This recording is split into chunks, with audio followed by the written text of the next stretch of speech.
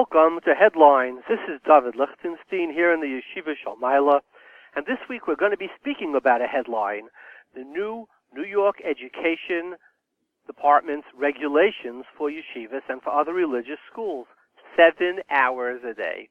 So we know that's not going to happen, but the question is, how much, if any, secular studies should we have? We have a long history of struggling with this issue. It goes back generations.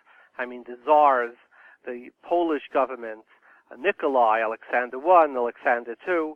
In fact, there was a very well-famous and much written about Asifa in February in 1887, where this was discussed. The Netziv, the Beis Halevi, or Rabbi Kehuna, the Rhinus, the Rashab of Chabad opined. Interestingly, a letter came out of that, which we will post online, where they spoke about, the concept that, yes, yeshiva should have a certain amount of secular education. We will post the opinion of Rabbi Kiva Eger, where he writes that there should be 1 or 2 hours. But there was tremendous fear in those times. And here, this is too broad of a body to discuss in such a short program. Maybe we'll do a follow-up. But certainly a great amount of the fear was about Haskalah, which was sweeping through all of Poland, Lithuania, Hungary, etc. It decimated much of Lithuania. And we see when they write how, yes, you could have a certain amount of secular education and how they have to test if the Rabbi and Moshe Torah mitzvahs, what the hashkafas are, what type of books they use. I mean, the last thing they wanted to do was to let the fox into the hen house. So the question that we will ask is, have times changed? Baruch Hashem, here in America, we've had an incredibly successful, the yeshivas. We have, I think, I saw in the New York Times, the Wall Street Journal article, 160,000 children in the yeshiva system, and our loss ratio, thank God, is better than it's been in many, many generations. It's fractions, it's single digits, right? Either very low, or maybe mid-single digits, but it's certainly so we've been successful. The question is, are we correct or are we not correct? So we will have the historian, Rabbi Jacob Schachter. He's a Talmid, the Musmach of Tarvadas, Rabbi Gedal Yeshua, Talmid of Philly. He has a PhD in history from Harvard. Now he teaches in Yeshivas Rabbi Zichron. We will have the Yoshev Rosh of the Agudath, a Talmid Chacham, as well as a politician, a spokesman, Rabbi Chaim Dovid Zweibel. He's also, by the way, an attorney. So he's somebody who can look at this from a perspective, a very worldly perspective, as well as obviously a great Ben Torah. We will have from Williamsburg, Rabbi Moshe Aryeh Kahane. We will have from England, where in the UK Parliament has thrown some wrenches into religious education. We will have Rabbi Yoni Birnbaum speaking about the educational crisis in England. I would like to mention, by the way, this is our 200th program, Shir, Chabura, show. You can pick your own verbiage. And I do want to say that this is too large of a program to tackle, certainly the history of it. At a later date, if we do another program, we will go through these issues which are hotly disputed in the letters of the Gedolim of the prior generations. Letters from the Rashab, from Chaim, from the Chafetz Chaim, going back a generation, the Beis Halevi, etc. It's really a very broad and fascinating discussion. I would like to say 2 thoughts on the Parsha, one on Vayechi and one on Shmos. We find in Vayechi, Yaakov, when he comes to bench Menashe and Ephraim, Sicheles Yadav, he crosses his hands, and he puts Ephraim, who's the youngest son, ahead of Menashe, and he benches him with the famous bracha, that we use, for the last thousands of years. Yisimcha leikim ke Ephraim echa Menashe. He puts Ephraim before Menashe. But Yosem es Ephraim lefi Menashe. So Yosef says to him, he says, Loichei Navi, ki zeh ha-bechor. And Chazal wonder, look at the animosity, what we do favoritism to children does. You favored me, Yosef. I was sold into slavery, right? How could you possibly, Chazal amatzmi an Yaakov Avinu, how could he possibly put Ephraim in front of Menashe? Now let me suggest an answer. And it's very relevant to this show and to many of the other programs, many of the discussions we have. Yaakov is midas ha'emes. The Gemara says a story. There was a town called Kushta. They lived till nobody ever died in Kushta because they only said the truth. So the Gemara says somebody moved to Kushta, a Tana, a holy Tana, and because he never said a lie in his life. One day his wife had to go to the mikveh. Somebody knocked on the door, and they asked, "Where is she?" And he made up a little bit of a white lie. He said, "Well, she went out." He didn't want to say that she was preparing for the mikveh. And two of his children died. And the Gemara says, halachically, the Rishonim say, the Mefarshim say, he was allowed to say that. You're not supposed to say if your wife is going to the mikveh.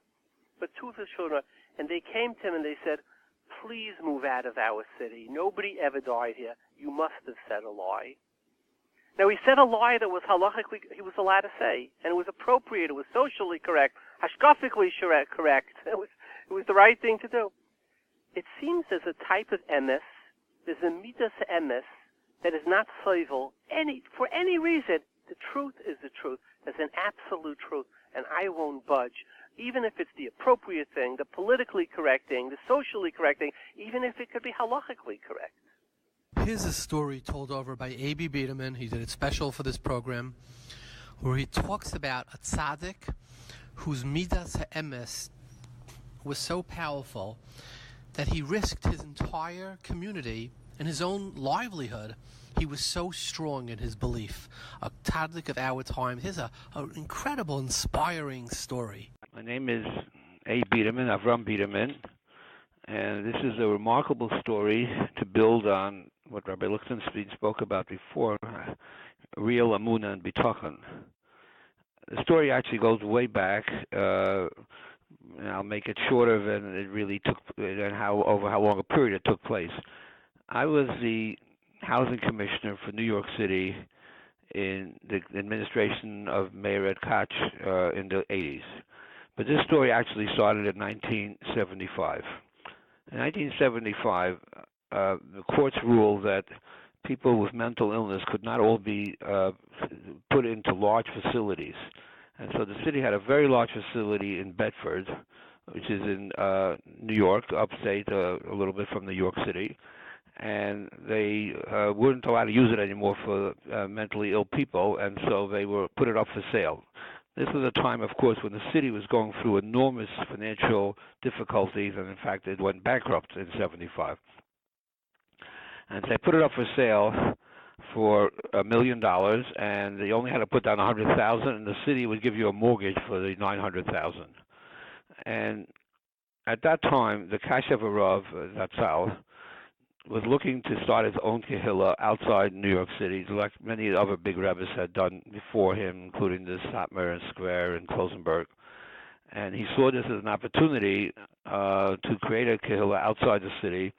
And it was a big piece of land, several hundred acres with many buildings on it. And so they put in a bid for $1 million, and they were the only one bidding.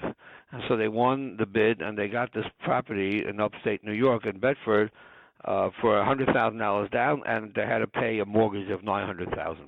Unfortunately, someone within the city decided that once the contract had been signed, they no longer had to provide heat. So this contract was signed in December, and so over the next few months, the city stopped giving heat, and of course, all the pipes burst and the walls were damaged, and there was extensive damage to the property. The people in Kashow actually didn't go upstate to inspect it because they didn't even have cars, and they were a very poor community. And so nobody checked it before the closing. And after closing, when they went up to see, they saw extensive damage. And so they went back to the city and they said, "It's not right that we should have to pay you the $900,000 mortgage because you abandoned the property prematurely." So the city took them to court. And the court battle lasted for many, many, many years, with different motions back and forth. And finally, sometime in the late 80s, the New York State Court of Appeals, the highest court, ruled that Kasha was wrong. Not because they did anything wrong, but because on a technicality, if you want to sue the city, you have to do it within a certain time frame. and they missed it. They didn't sue in the right. They missed the deadline, and so even though their claims were legitimate, they missed the deadline and they lost. So now they were facing eviction because the city had this property back in its by it, and it was much more valuable then.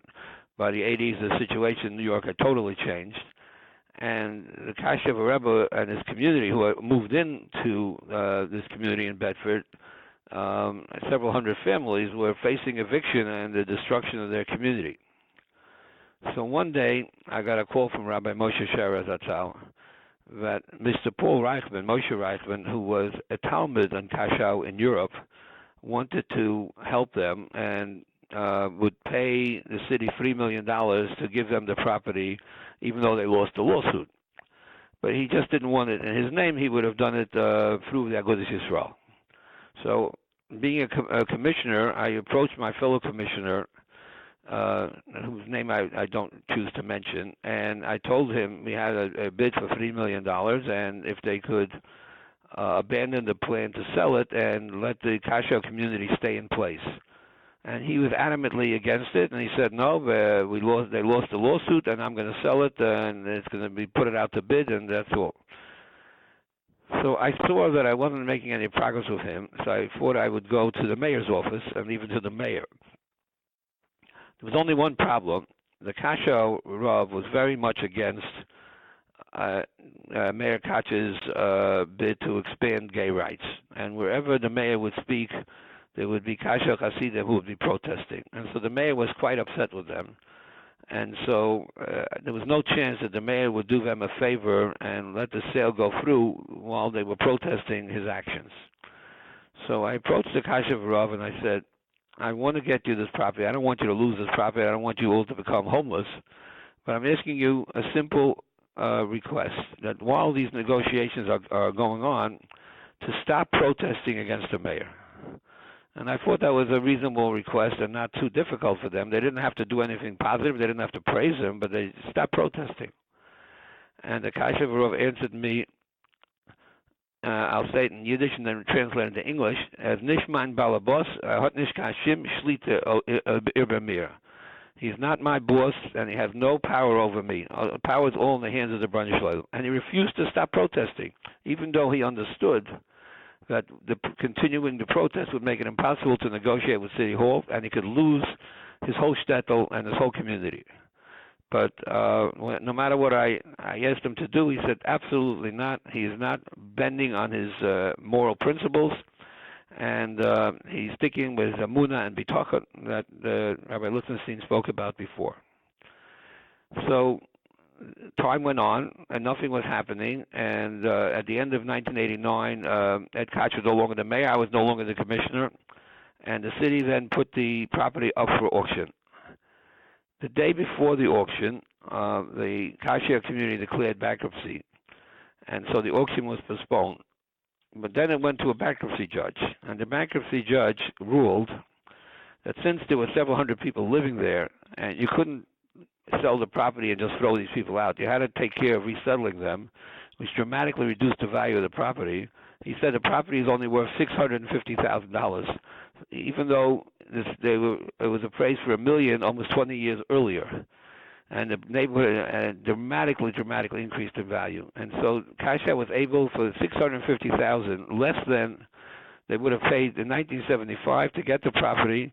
And the fact that they protested had no impact whatsoever on the final result, maybe the opposite. And here's the most bizarre part of the story, but interesting. So about a year later, or less than a year later, after the Koch administration ended and Koch was in power for 12 years, there was an article in the New York Times called "Where Are They Now?" about the various officials in the Koch administration and what they had done after the government years. And many had gone successfully into the public sector or the private sector. There was one unusual entry. This commissioner who refused to deal with Kasher and refused to accede to the request to let them buy back the property for $3 million was slicing salami at the 2nd Avenue Deli. And he was a lawyer and an accomplished professional, and they asked him, well, why are you doing this? and he admitted that he had trouble getting a job, and he found satisfaction out of helping people. But it was really an incredible ending to an incredible saga of Emunah and Bitochen by somebody who would not bend from the emes no matter what the consequences. So I hope I was amazed to watch it unfold, and I hope you readers and listeners will be as amazed as to see what a tzaddik's Emunah can accomplish. Good tova. I heard this over from Rabbi Yosef Jacobson, a chavrus of mine. He said that the Ramash was many times asked by shluchim in faraway parts of the world, should we change this hanhaga? Maybe we should move this. Maybe we should move that. And he said he was very firm. He said even if it means closing your Chabad house, we're not mavata on halacha kechut hasayra. So you see, there's a concept of Yosef on one hand is the one. It's a base Yosef lahava. Yosef the tzaddik who was miskayim in Golus. Golus means he had to wear. The Malbim says when he didn't recognize the children, Ephraim and Ashi, he said Mihaim. So the Malbim says, what do you mean Mihaim? He learned with them. So it says, for 17 years he learned with them every day, Rashi says, right? So the Malbim says they used to wear dressed in the garb of Wall Street, of Egyptian princelings, and when they used to come into Yaakov, they used to change their clothing. But he says here he holds Avicha Chayla, so they came in. He didn't recognize them in their Egyptian clothing. So you have the person who has to wear big the Esav, the Yid who has to go out. On the other hand, you have the Yaakov Avinu, who's Yaakov's emes. He says, well, I'm not going to move Kehut HaSayr, even if it makes destruction in the family. So I'm proposing this as a possible answer to the Medrash's kasha. Why wasn't Yaakov Mavata? Why didn't he change? And I want to say one other thought, and this is on Parshas Shemais. A Bruce of mine was admiring me, a guy in Rabbi Yitzchak Feldheim. He says, it says when Moshe is born, it says Vatara Isha Vateled Bein Vatera Oisei Kitov. It says by Yaakov, by Moshe, that he was Tov, Kitov. Here, listen to something profound. You find Kitov another place in the Torah. Where is it? Every day of the Maisa Bereishit, it says Kitov, Aryeh say Kitov. One day it's missing Kitov. Which day is missing Kitov? The day Yom Sheni. Rashi says why? Because the day that Shemayim, the Mayim Helyonim, was separated from Mayim Atachtonim. In other words, it's a metaphor. The heaven and earth separated. Elyon and Tachtoin. When it was Rishon, everything was combined. Here, it's separated. The spiritual from the physical. The moral from the immoral. Where love separates into hatred. Where we have machlokes. That's what you say, Lam Natzeach, Lam Nekarach. That's Yom Sheni. There's no Kitov. The Yonim and the Tachtainim separate. Interesting. When Moshe is born, it says, Vatera Oisei Kitov. So the thought is that the Kitov that's missing on Yom Sheni, when the tzaddik is born, when the Noisen HaTorah is born, you have Kitov again. What's the message? When you're standing in the Daladamis of a tzaddik, of a Noisen HaTorah, of a Mashpi, of an Erlich Yid, in that moment, there's no separation. The separation, the chasm between Elyonim and Tachtainim seems to disappear. You know, we've all had that experience. With many of us, when we've been of a certain Rebbe who gave a shir, or a Rebbe who said a Torah, or etc., where suddenly the Tachtainim, the Elyonim and Tachtainim came together. The Kitov of Yom Sheni suddenly disappeared. They say over a story, see them say, that there was a big tzaddik, his name was Remendel of Vitebska. He was one of the Talmidim of the Maggid. And he was the first Oilei to Eretz Yisrael. The Sefer Priya Oretz is a likut of a scattering of his Torah. Many say that he was the Rebbe of the Balatanya. And if you look at the Priya Oretz, much of his Torah is in, Likutei Torah, etc., much great arichas. So once he lived in Tzfas, he was one of the first Oilim of the Chassidim up to Tveria, Tzfas, and there was no internet. There was no news. There was no radio stations. There was no satellite. How did they get the news? People would come and they'd bring the news on the Pony Express. So somebody knocks at his door, and they said to him, they heard Mashiach is here. He said, really? So he stood up. He went to the window. He opened up the shutters, he put his head outside, he breathed, and he closed, and he said, sadly, he said, Mashiach isn't here. He doesn't sense Mashiach in the world. Beautiful story, how he could sense it. So they say, why did he have to open the shutters if he could smell Mashiach in the world? Why didn't he just breathe it in the room and say Mashiach's not here? So they say, in the room of the tzaddik, there's always the scent of Mashiach. Right? The reach, the shmek from the harichai, the reach of Mashiach is always in other words, in the avira of Moshe, who Moshe isha leikim, alisa lamarim, shavisa shavi, kachta batades, in his room, there was no divide. So may we be all zeicha to find some tzaddik, some erlechiyid, some nice in hatar, some ashpiyah that where we're hidden as avira, at that moment at least, we could sense the key taiv that was missing in my Sheni, this period between Elyanim and Tachtainim, where we be zeicha to sense that once again. I want to, before we go to our great guests, I want to ask the riddles of the week. So here are two riddles I'm going to ask you. One riddle. Moshe strikes the Rosh and he says, Vayomer Rasha Lama Takereyecha. And by the way, this halach is brought in Shulchan Aruch. Halach in Hilchos Agudath, I don't remember if it's Lamedal, I don't remember exactly where, but it says if somebody hits his friend, he becomes a Pasal Agudath. He has a din of a Rasha. The Rambam in Chayv Lamazik in Parak Vav brings it, Kol Hamaka Adam Kosher Mi Yisrael Derech Nitzachein Over B'Leisasei. That's Lashon Rambam. Adam Kosher Mi Yisrael. So Pella is, where does he bring it from? Makoir is, so he said, Rasha Lama Sakareyecha. So the Pella is, who were these two people? It was Dasan and Aviram. They were the bad guys. They were Rishaim.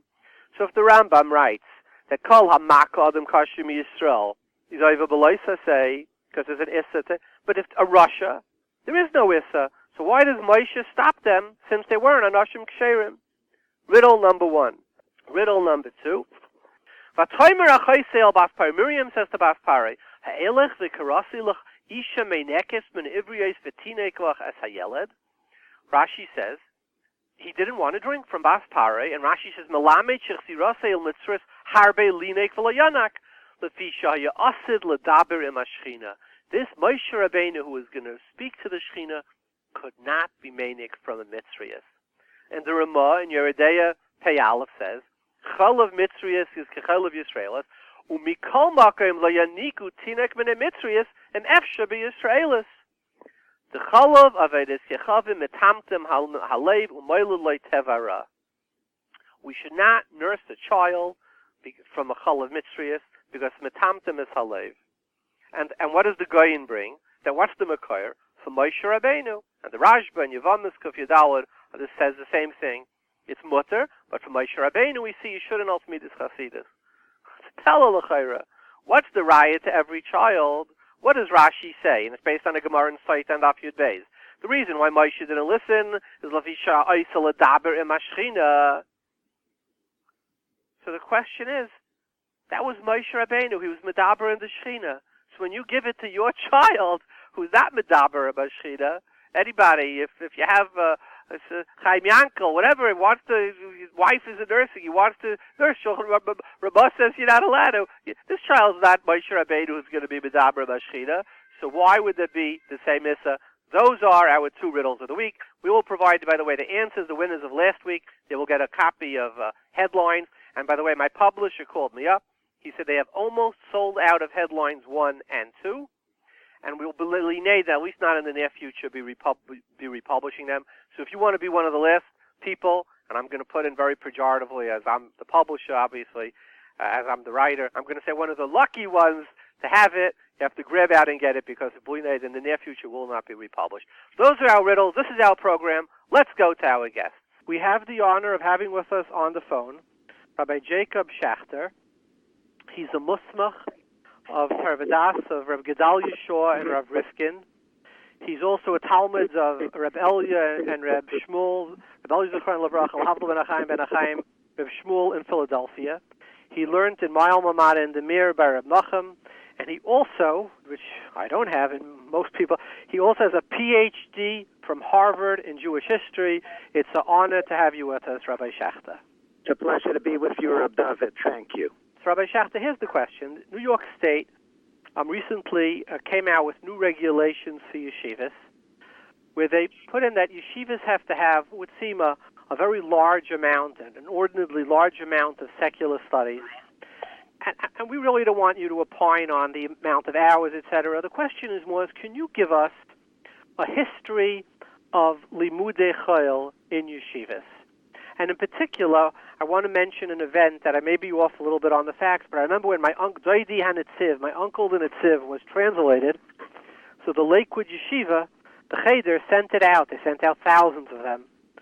And afterwards, they sent out a retraction, an apology. We never should have sent it, because in Doidi HaNetziv it said that the Netziv allowed for secular studies in the yeshiva, that he was that he himself read newspapers, he was aware of what was going on in the world, etc., etc. So they felt that this was against the Messiah, that Volozhin closed because the Netziv wanted no secular studies. So as a person who has studied this very issue at great length, give us a little bit, what's the truth? I looked into this issue a number of years ago, published an article on it in 1990. Basically, Reb Dovid, you raised Tzvei Dinim. One din is in terms of the Netziv's own openness to the world around him, and the second din is what was instituted Lamaisa in the curriculum of the yeshiva in Volozhin. So let's take the first one. It's clear that the Netziv was very much involved in the world around him. It's clear that he read newspapers. It's clear that he was up to date with the world as it was unfolding, the events of the world. He, Bechlal, had an interesting derech halimud. He wrote interesting tshuvas that are unusual. He wrote a parish on Medrash. He wrote a parish on the She'iltis. He was a remarkable person who was not sort of the run-of-the-mill kind of Rosh Yeshiva. But that has to do with himself and his own interests. When it came to what was going on in Volozhin, there was a tremendous amount of haskalah that was going on in the yeshiva in terms of the Talmidei HaYeshiva.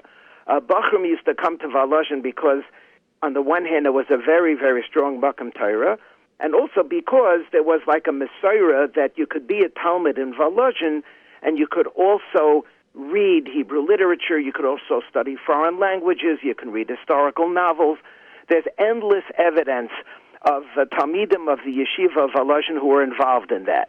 But that was all, me'achere hapargoy. That was all Bachrim in the quiet of their own room. The end of the 1880s, there was a tremendous amount of pressure from the Russian government to put secular studies as part of mamish in the curriculum of the yeshiva, and the Netziv was eish lahava opposed. He felt that anybody who would be involved in this, in any measure of substance, it would be pregeya in the intensity of their limud haTorah, and it would destroy what the yeshiva was trying to produce. However, as time went on, it became really impossible for him to fight this. And so, for a short period of time, he cut a deal with the Russian authorities. There were 250 boys then in Volozhin, that only 50 of them would have to go into a room, and it would be 2 hours from 7:30 to 9:30 at night, and the boys would be the older boys, the boys who were anyway on the way out, and the boys who anyway wanted to be rabbis, so they needed to have a pesashtikul yediyah about the world around them, and that's what they would do. So what would happen was that they had a teacher who'd come teach them Russian. He'd walk into the room, the room is empty. And so we have evidence written by the son of the Netziv that he would mamish b'dechilu urechimu, go into the Beis Medrash and beg boys to go, because if he would not provide the 50, then the Russian government would close the yeshiva. And he writes, the son, ki'ilu kefa'oi shade. It was really difficult for him because it did go against what it was that he felt the yeshiva should be. So for a while, for a short period of time, there's no question that there were secular studies. There's mamish, rachel, bidchak, tana, black on white. There was secular studies in the Yeshiva of Volozhin, but mamish keneged ritzaynai shel harash yeshiva. That what broke the yeshiva was that in 1891 in December, and this is really mamish a parallel, I think, to the current situation, and I'm giving you the facts, and it's really relevant to what's happening now. What happened was that the Russian government decided 2 hours fashtipt in a room for 50 boys and then at night is not enough. The Russian government passed a regulation that in the yeshiva, the secular studies has to be from 9 to 3, and there cannot be more than 10 hours a day of studies, and there can be no studying at night. And in addition, the regulation read that members of the administration need a diploma testifying to their knowledge of some secular studies. At that point, it was impossible. At that point, that mamish broke the yeshiva. Could you imagine from 9 to 3 secular studies out of a day that you can only have 10 hours of learning, of studying? At that point, it was impossible. And on February 3rd, 1892, the Russian authorities came and closed the yeshiva. So there's a difference between a shtikala secular studies, which existed in Volozhin. It was there. But even though he himself had a shtickle more openness, he felt that it did not belong Ben Kaislei HaYeshiva. He was stuck. He was forced, as I described it. But then when they wanted to take the whole thing, at that point it was impossible and the yeshiva had to close. So, Rabbi Schachter, a few questions. First of all, there's a history of Volozhin of a great amount of Bachrim who were maskilim. I mean, even in your article, Bialik went there. A lot of what's his name, Gordon, Shem Rishon Yurkov went there. How could they not find 50 boys when there was such a body of open-minded, really linka Bachrim in the yeshiva? So the truth is, I don't know, but I would imagine that by the time this showed up at the end of the 1890, I don't know how many of those Bachrim stayed in the yeshiva anymore. I don't know at which point these Bachrim came in and left. I'm assuming that by that time most of them had gone, and then the 50 he couldn't find 50 boys. He couldn't find any boys. Nobody was interested. But I've seen writings that at the end of Volozhin's, before it closed, on the contrary, there was a substantial amount. There was a communist chevra in the yeshiva. There was a Bundes chevra. So I don't know. Maybe they Why didn't all go. These guys go to the 50 guys? Maybe they didn't want to go because of tzalachas. They dafka didn't want to go. Okay. It's not a din in that they were upset with the shita. There was at that point. You need to understand that Volozhin was unraveling. At that point, there was a huge fight in the yeshiva. First of all, there was a huge economic crisis, and they Pasha couldn't sustain. Second of all, a real terrible infighting in the yeshiva was when, at the end of the 1880s, into the beginning of 1890, the Netziv decided he wanted to go to Eretz Yisrael, and he decided to appoint his older son, Reb Chaim Berlin, to become the Rosh Yeshiva. But at that point, Reb Chaim Soloveitchik had already a very strong following in the yeshiva, and so it's a ton of Tishin of Bank. There was huge fighting. So the whole yeshiva wasn't like a joint effort, and the Rosh Yeshiva haste Azazel Mintan. There was a lot of independence. There was a lot of bitterness, and I could understand that the boys, the Rosh Yeshiva zogt, is not muchlich that I have to do it. Not necessarily that it was as a hashkafidik objection. So let me ask you a question, personal question, and if we don't like it, we could strike it. But you're a Rav, you're a Musmach by Nashim Gedolim, Talmid of Philly. And you study this Volozhin, and you see the Tziv's great hisnagdus. When you look at a yeshiva like Philly that has English, when you look at a yeshiva like Yeshiva University that has a very healthy English, do you think that the Netziv, in effect, is being almost like sneered at? Do you think that he would highly disapprove of this? No, there are two questions. To say that the Netziv is being sneered at, chas v'shalom, I would never say that. I'm sure anybody who's involved in any of those aforementioned institutions has only the highest regard for Netziv. Whether the Netziv would be happy with this, how do I know? This is now 2018. When I was in Philly, it was 1963 to 1968. I was in Torah Vidas. I went to Brooklyn College at night. I don't know. I'll give you another example. Reb Shraga Feivel Mendelevich, who was in Torah V'das before I got there, in 1946 wanted to start a college. He mamish wanted to start a college. The college was called the American Hebrew Theological University. Boys were demanding secular studies, and there was a whole question about whether it should be in the yeshiva or out of the yeshiva. He felt it should be out of the yeshiva. They should start a separate school. He and Rav Hutner were on the board of trustees. The school was founded in conjunction with Torah V'das, Chaim Berlin, and RJJ. We have records in the archives of the Board of Regents of New York State. You can't say this wasn't going to happen. It was going to happen. They wanted a full undergraduate secular program.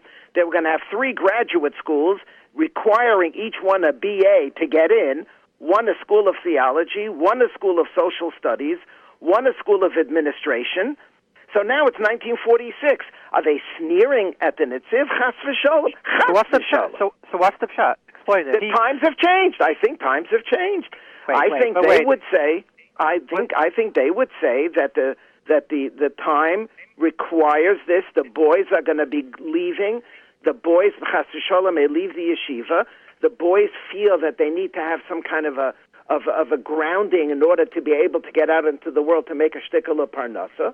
And so, therefore, he felt, and again, I'm sure that Reb Shraga Feivel wasn't excited about this, but he felt that it was necessary. I don't know. People say, what would have been? What would they say now? How can I shots up what the Netziv would feel of what happened in 1946 or 2018? It's obviously impossible to know what the Netziv knows, but the Netziv clearly represented a mindset of the Gedolim of of Lita at that time. Could you surmise as to when these Gedolim look at what's going on in New York today, and they see they have these Chassidish yeshivas which say, look, we don't want any English studies whatsoever. And by the way, the arguable outcome is, if you look at the number one recipient, there's 10,000 municipalities in the United States, the number one recipient of food stamps, Section 8, welfare, Medicaid, HUD, is Monroe, which is most opposed to education. Do you think they would look at this and say, this is what the Gedolim of Lita were meant? Or would they, on the other hand, look at... So it's a nuanced question, because some of the things to consider, let me give you a few options. The Netziv was the Yeshiva Gedolah, was the Beis Medrash. Most of the discussions that we're talking about is in elementary school and high school. I think that most of the yeshivas today, Torah V'das, Chaim Berlin, Lakewood, etc., would not want to have secular studies in Lakewood. They would say, look, there was a time for it, and now's the time for the boys to become Terasam and Nasam. Do you think that he would look at elementary and high school vis-a-vis Beis Medrash different, or on the alternatively, would they applaud the Chassidish Derech? Give me your best guess. Again, I just want to clarify that you reframed the question and you took out the word Netziv and you put in the word they. So again, I just want to say that I am not in a position to say what they would have said about today. What A guy came to the Chazanish and he asked him, he said, the din bikurim, is it a din to bring in the bikurim or is it a din hava? So the Chazanish told him, it's a mazel you only speak 2 languages. Right? That's what you're telling me. Okay. Okay. All right. But I want to make it clear that I recoil, because I'm asked this question very often since we're talking personally with regard to Rabbi Soloveitchik. What would Rabbi Yoshe Ber Soloveitchik say about X or Y? And my response, or the Rav today would certainly have done, and my response is, I don't know. Everything is case specific. I don't know.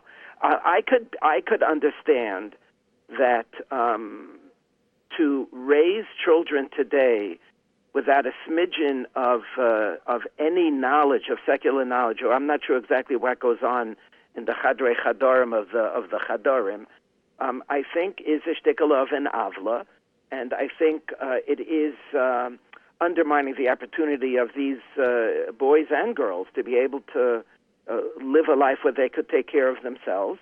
And I'm not prepared to be convinced that the Gedolei Olam of the past would look to this as the paradigm of a Makam Torah. Take my Yeshiva Philadelphia, the Gedolei Yisrael, who were the Rosh Yeshiva, are the Rosh Yeshiva. And in the Kaislei HaYeshiva, it's not like they send us down the block to go to another building for high school. The secular studies is in the building. And these Rosh Yeshiva are the heirs. They're the heirs of Volozhin. They're the heirs of Lakewood. They learned in Lakewood. They haben sich gepockt and gemuzzled by Rabbi Zatzal. And Rabbi was Eish Lahava opposed. The reason why Rav Schlager Feivel's university never happened is because the Rabbi said Loi Mitanalif. And yet his Talmidim, Rebellia Zatzal, and Yibadl ben Chaim L'Chaim Reb Shmuel, for whom I have the most unbelievable respect, they supported this. And you should know that in Philly, they took it seriously. They said if you're going to be Mavatal 3 hours from Torah a day, then it can't be Batlanis. And it was taken seriously, and they really supported it. So can I suggest maybe a reason why? Sure. I would suggest, you said the times have changed. Yes. But I would like to give you two other possibilities. The Yeshiva Volozhin was a base medrash. It was the equivalent of the Mir or Lakewood or Brisk, whatever. So yes. in these Kaislei HaYeshiva, it's considered Cherem. Yes. You know, these guys, we expect them to become, they should become mamish. They should live and learn in Yom V'Layla, and we don't want any type of thing to take away to dampen the flame. Whereas the elementary school and high school education is when kids are in elementary school and high school, they don't have that element of dedication. They're still growing. But Reb Dovid, that's exactly my point. Okay, so that's exactly my point. Good. I'm giving you some nakudas. Yeah, no, I'm mamish saying that. So that's one nakuda, and another nakuda is, and this comes across, I think, pretty clearly in your article, if I understood it correctly, is that the world of the yeshiva was shaking. I mean, if you go to Lita and you go back 200 years pre-French Revolution, 90% of the world was frum, and then you fast forward to the end of the 1800s, and 90% of Lita was frei, and the assault came for the most part from the Haskalah, and unfortunately many of the Maskilim came from Volozhin, and they mocked and they derided and Lutzanis gemacht, and they tried to make all types of variations. They tried to, and these are all of them grew up from, and all of them Shemru Shamirk of the terrible damages. They printed journals, and you list many of them. So it's very much of a time-sensitive thing. The concept of secular means Haskalah has made its inroads. It wasn't just mathematics or English. It was all the poison that came together with Haskalah. Whereas today, we're losing almost, Baruch Hashem, very few of our children. I don't know, I never met a single person who became a maskil in my life. So the battle that terrified the Nitziv is not a battle that we have today. We have a different battle today. Our battle today is to shalavek from Loimdei Torah, but also have harbi asu came v'loy also b'yadam, right? Hanig ben minig derech eretz. So the battle that the Nitziv was fighting, the battle of Haskalah, is not a relevant battle anymore. So these are two reasons why possibly the struggle of the Nitziv, he would look at today's yeshiva and he'd say, these are not my battles, gesund to hate. What do you think of those two possibilities? That's what I meant when I said that the times have changed. Then Haskalah opposed a very serious challenge. And the traditional values, the Mesorah of Klal Yisrael was hanging by a shtickle of hair. And the Nitziv was worried because even in his own yeshiva, there was this undermining. The Bachum would come and then they would leave and then they would attack. It was a real danger. There was a tremendous danger. He had to hold firm. Today, Baruch Hashem, Shechiyanu v'kiyimanu v'giyanu, we don't have that challenge. We certainly don't have that challenge at that level. And so therefore today, what are we talking about? We're talking about a shtickle of math, a shtickle of English, an epis. So in order to be able to give kalim for young boys and girls to be able to epis, make a shtickle of parnasa, I think we're living in different times. And as a result, I don't think we could draw a direct line between that experience and ours. The only direct line I do want to draw is the tipping point. What's upsetting today, the New York State regulations, what's upsetting is the breadth of them. They're saying 7 hours, we need 11 courses, We need 7 hours a day. I mean, that mamish, I think, is really way above out of line. Many schools, wonderful schools, Batei Sefer, boys, girls, have much less. And Baruch Hashem, they're way outscoring public schools. I mean, it's not like we need so much. This is a Shas HaKosher now. Until now, I think it was fine. That, to me, is the Zushtel, the tipping point. We'll give you a couple of hours. We'll do fine. We'll train our students. They'll have a way how to make a parnasa. But now you want to be machayif so much. This I can't be soifel. That's the Zushtel. But in terms of the response of the Netziv, we're living in different times. Baruch Hashem, we don't have that kind of a challenge. When you look at the maskilim, Yitzchak Ber Levinson, Shmuel Fein, Gottlieb, Rappaport, Wesley. So many of them learned in Volozhin. It was amazing. A different war. Mamish amazing. So let me ask you. So my question to you is, why do you think, and this is not part of your article, but as somebody who lives in the world and in the world of chinuch, why do you think the state has stepped up with a sort of almost an absurd, a macabre set of regulations for yeshivas now? So here again, I wasn't sitting in on the meeting in the New York State education system. Wie soll ich sei wissen? I can only be mishayer that, as you pointed out, there were schools, 34 schools, who were under investigation for mamish not having anything or kamat anything. Now that the makukta of zay, now all of a sudden we open up the whole thing, and now we want to go all the way. I know nothing. I don't know from the inside. That's my assumption, and my hope is that the Mitzvah Hashem will come to some kind of a reasonable compromise, and Ruach Yisrael Saba will continue with the Veile Kinderlich and the Meidelach, and then the Bachrumlich, and that's the way it should be. So can I make a prediction? And I do it, make a prediction on the air. I predict that the Yiddish education survived Nikolai, Nikolai, Xander 1, Xander 2, and Skulski and Counter. Baruch Hashem, they'll survive the commissioner of New York education. I think that our schools are savvy enough, and our religious and political leaders who are in our machne are savvy enough. Metzach geben an Eitza, and Revach v'Hatzola Yamed liYehudim, and Sved Zayin Good. Rabbi Schachter, it's an honor having you on with us. Pleasure of Dovid. I wish you Hatzlacha Rabbi. Thank you. We have the honor of having with us on the phone the Executive Vice President of the Agudath, Harav Chaim Dovid Zweibel. He's a Talmid of Agudath. He's a Musmach by the Novominsker Rebbe. Welcome, Rabbi Zweibel. Thank you very much, Dovid. Rabbi Zweibel, I know you're the Executive Vice President of the Agudath, but to the best of my knowledge, there is no president. So first of all, tell me if that's correct, because I've always assumed you were the president. So am I wrong in fact, or just wrong in flavor and metaphor? I want to know. I'm trying to establish your creds. Well, I'm the executive vice president of Agudath Yisrael. I'm not the president. I never was the president. The last time that there was a person who carried the title of president of Agudath Yisrael was Rabbi Moshe, who hasn't been with us now for over 20 years. The leader of Agudath Yisrael, the person who today carries the title Rosh Agudath Yisrael, is the Novominsker Rebbe. And your capacity as executive vice president then is what?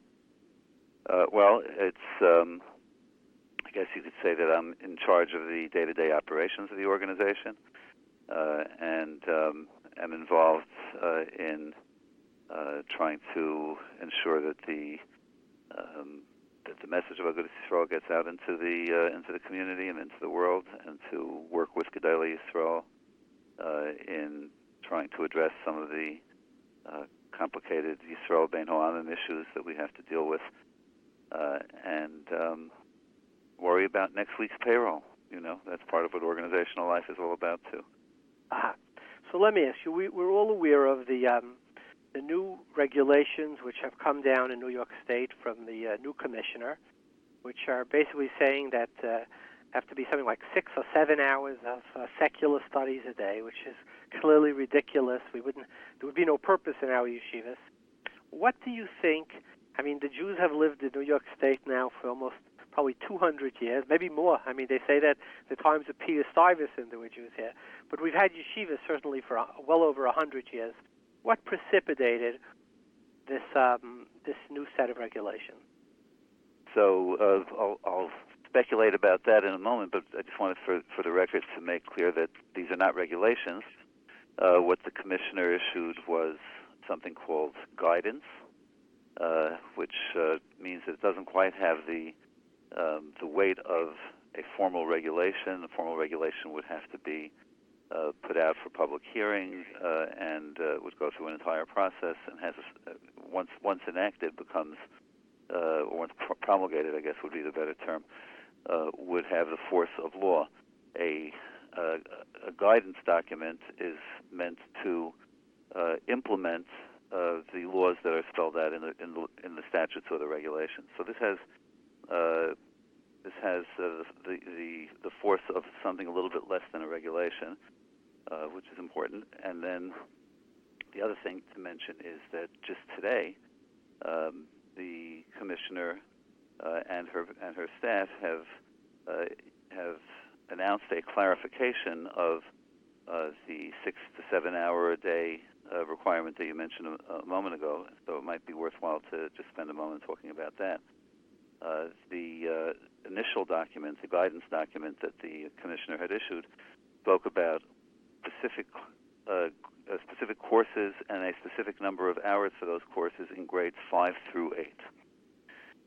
And if you added up the courses and you added up the numbers of hours, it came to something like 35 hours a week, which is where we got the number 7 hours a day if you have a 5-day week. By the way, most of our yeshivas, in terms of the Limudei Chol programs that we're talking about, have Limudei Chol only 4 days a week. So it would be even more than 7 hours. It would be more like something 8.5 hours in grades 5 through 8 of secular studies, which, as you said, of course, is ridiculous. So today, the state education department clarified that 5th and 6th graders are not at all obligated by specific time requirements. They would be treated like grades 1 through 4. And with respect to grades 7 and 8, rather than each year requiring these 35 hours or so of instruction, between the 2 years together of 7th and 8th, there would have to be the 35 hours of instruction. So therefore, it would be more like something like 17.5 hours a week, which for a 4-day week would come out to 4.2 or something like that hours a day. Okay, but what precipitated? We've been here 140 years. We've had yeshivas here. 2018, this commissioner, Elia, her name is, I believe. What happened? What changed? So that I was getting to that. I just wanted to clarify the record. Yeah. So the answer, I think, is that a number of years ago, there was a young man who had a negative experience, or he viewed his yeshiva education in a negative light, and he was a graduate of one of the Chassidish Meisters in Borough Park, and he, I'm not speaking negatively about him. He said he was not equipped to go out into the world. He wanted to go out into the world, wanted to leave the cocoon of his Chassidus, I guess, and move out into the world, but he felt that he was not equipped to do so because he had not been educated properly. He didn't know how to speak English well. He didn't have certain basic skills that were needed. And as he was a very bright young man, and he studied and he did well, and he made a decision that he wanted to address this problem of lack of quality secular studies in the yeshiva community generally, and specifically in the Hasidic yeshiva community. So again, I'm not speaking pejoratively about him or his movement in any way, and of course, the discussion and the conversation about the Limudei Chol and our yeshivas and their proper place is an important one. But after a while, he took his campaign to another level by filing a formal complaint with the New York City Department of Education, identifying 39 schools, 39 yeshivas that he said were not providing their children a proper education, and calling upon the New York City Department of Education to investigate these schools and to take the steps that were appropriate under law if they found the schools to be wanting. This movement gained momentum. It gained a lot of attention in the media.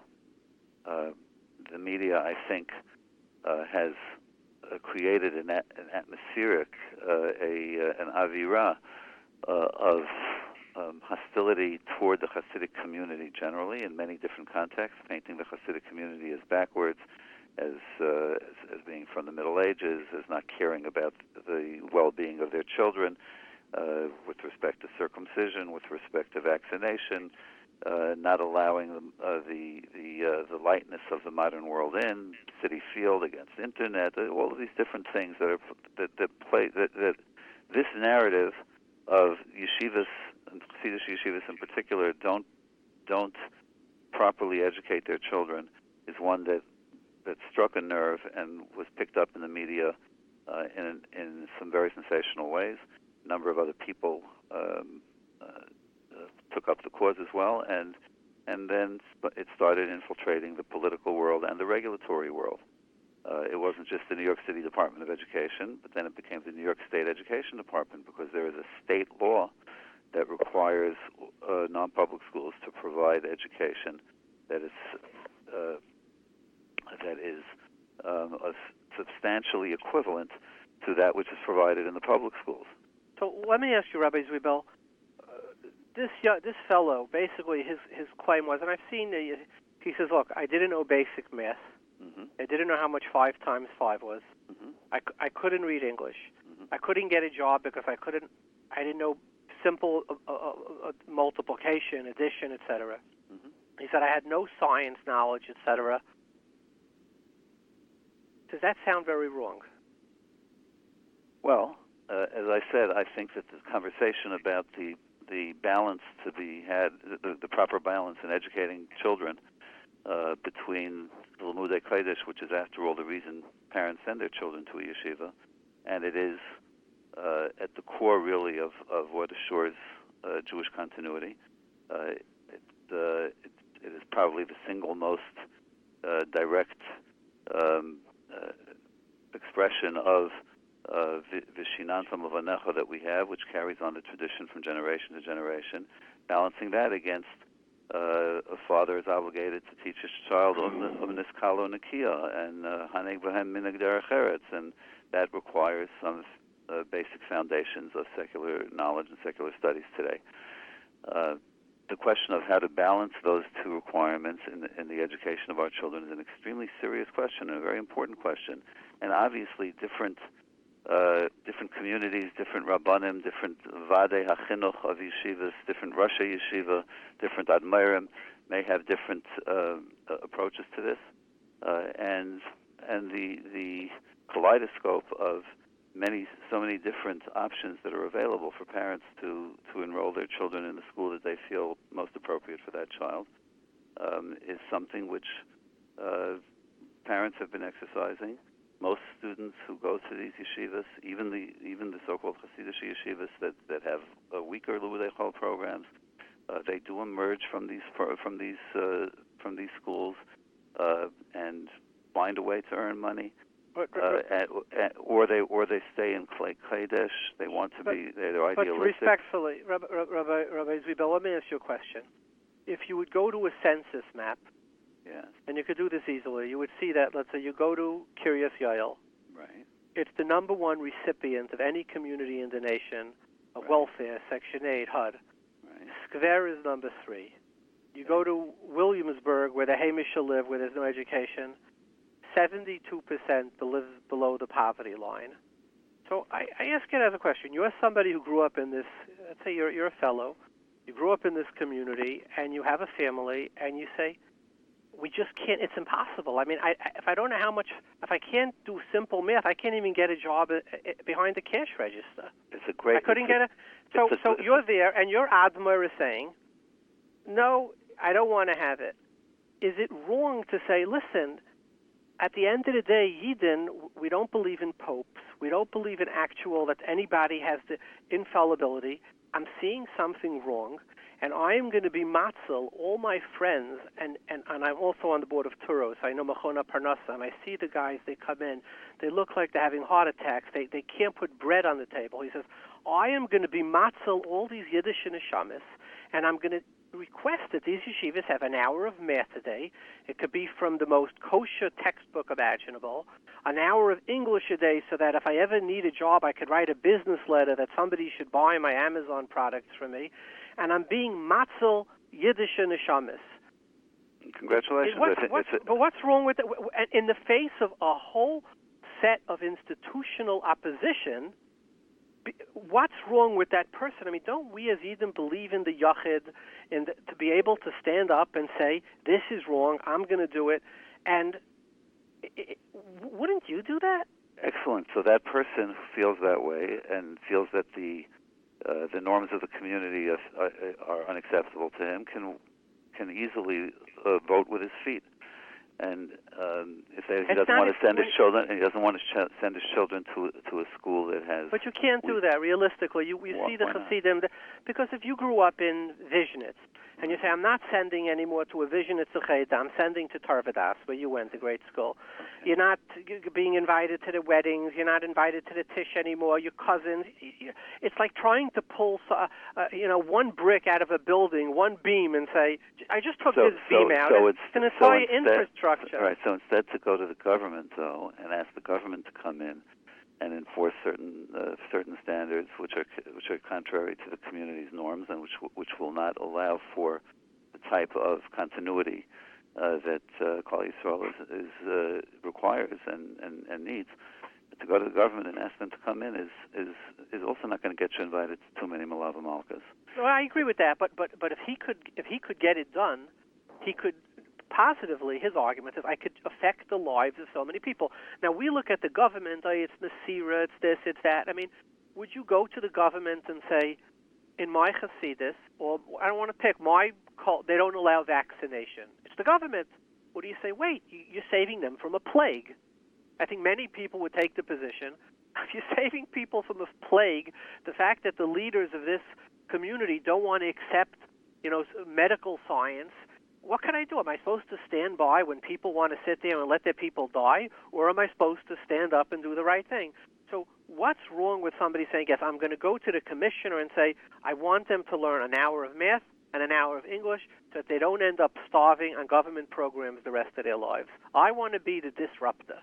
Right. So do I think that there's something wrong with that? Yes, I think there's something wrong with that. But that really isn't what we've been talking about since the beginning of this interview, which is what about what it is the government is actually asking of these yeshivas and of these schools. So I agree. We both agree that them having as many hours as they want is obviously not. First of all, it's against a core of what we believe. All these extra studies, but I would also put to you, Chaim Dovid, respectively, and make a prediction that we've survived the counts of Russia. We've survived Nikolai and Alexander I, now Alexander II, Yamach Shemam, and Baruch Hashem, Netzach Yisrael is Baruch Hashem doing very well. We will survive the New York City commissioner. The Chinuch of Derech Yisrael Saba will survive. But to try to say that we shouldn't have a minimum, right? It's not what's being said. On the contrary, we say all along that there is a basic standard of sound education that every child should have, so that when they graduate from a yeshiva, when they finish their studies, they will be able to function as productive members of society. And that's not the question over here. But government in regulating has to regulate with a very soft touch, as opposed to a very prescriptive These are the number of hours. These are the courses. Agreed. And there are a lot of courses. I mean, really, what are we talking about? We're talking about trigonometry at the high school level. Is this something which is really an important thing for people to know? No, right. Really not. So in other words, a lot of what's being regulated over here, or what's being asked of the yeshivas and of all the non-public schools, is you've got to be substantially equivalent to the public schools. You've got to take. That's not the point of a non-public school. That's not the point of a yeshiva. The whole point of a yeshiva is to be substantially not equivalent to a public school. It's to stand for something more, to stand for something greater, to make sure that the Messiah is passed on from generation to generation.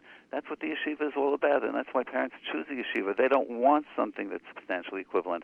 And in some schools, at least, again, I happen to study trigonometry. I went to a yeshiva where they taught trigonometry. Have I used it once over the course of my life thus far?